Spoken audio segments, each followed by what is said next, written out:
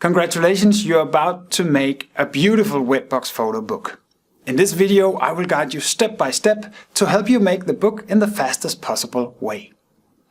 If you want, you can stop this video now, go back to another tab and open up the photo book editor and come back and restart this video once you see a login page. Now you see a login page, and you might as well create an account straight away because it makes it a lot easier that you can save your book and come back and work on it later. If you are a Wedbox photo app user, you have to be aware that you cannot use your Wedbox login on this page. You'll have to create a new account that is only for the photo book editor.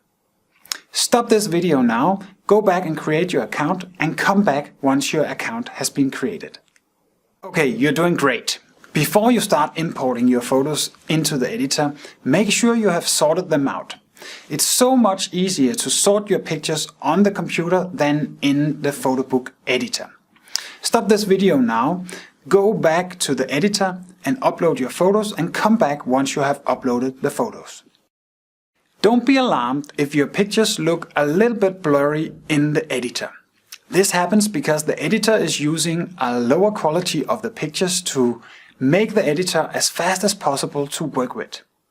If you have uploaded quality pictures, then the book will also look amazing once you get the book.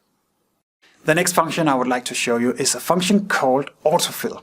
To see the autofill function, you have to click on Advanced Editing right here. The autofill function will automatically fill out all the pictures into the book, and you will just have to adjust a little bit and then the book will be done.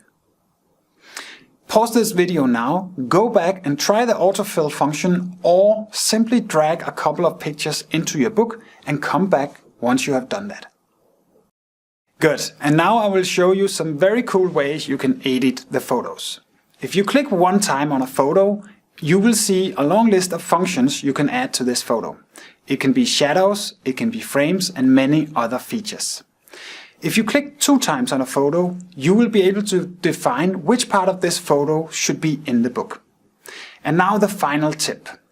Here, if you click on this button and click on Hide Used Photos, you will only be able to see the photos that are not used in the book, and it will give you an amazing overview about which photos needs to be added into the book.